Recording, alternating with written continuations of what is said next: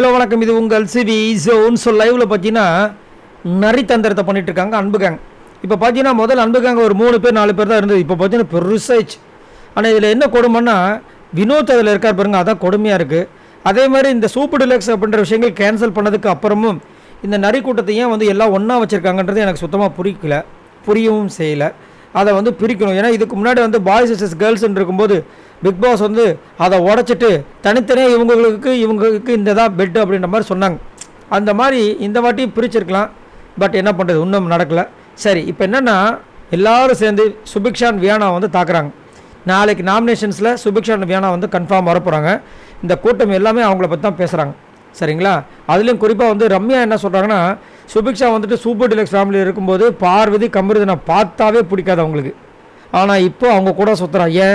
ஏன்னா அப்போ தான் அவங்க நாமினேட் பண்ண மாட்டாங்க அப்படின்னு ஒரு விஷயத்தை வைக்கிறாங்க. அதே மாதிரி சுபிக்ஷாவும் வியானாவும் கேமாக தான் பார்க்குறேன்னு நிறையா வந்துட்டு அல்லா விட்டுட்ருக்காங்க. அதே மாதிரி சுபிக்ஷா செம்ம கேடி. இந்த கதை சொல்ல போகிற டாஸ்கில் வந்துட்டு கனி வந்துட்டு கதை சொன்னாங்க. அதுக்கு வந்து லாஸ்ட்டாக வந்து ஓட் பண்ணும்போது கனிக்கு தான் ஃபஸ்ட்டு சுபிக்ஷா ஓட் பண்ணாங்க. அதுக்கப்புறம் கனிக்கும் வியானாக்கும் ஒரு டை ஆச்சு. அந்த நேரத்தில் டப்புன்னு வியானாக்கு வந்துட்டு சுபிக்ஷா ஓட்டு போட்டா.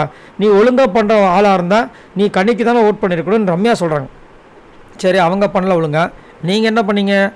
அப்படியே அன்புக்கு அங்கே என்ன பண்ணீங்க? ஸ்ட்ரெயிட்டாக தூக்கின்னு போய் எல்லா ஓட்டையும் எடுத்துன்னு போய் கனி கொடுத்தீங்க.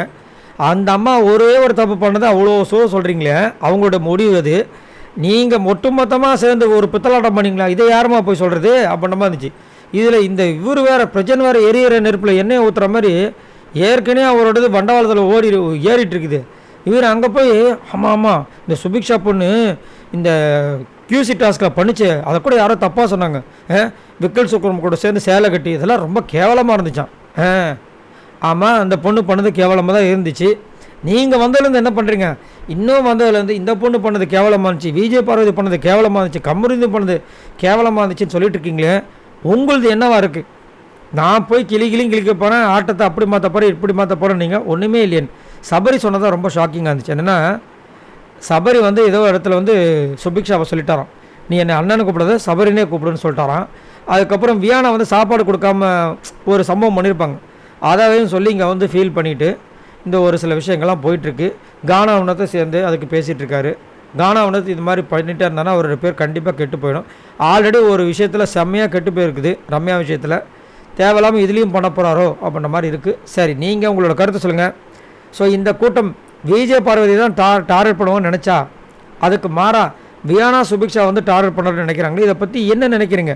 மறக்காமல் கமெண்ட்ஸ் பண்ணுங்கள். பாய் நண்பர்களே.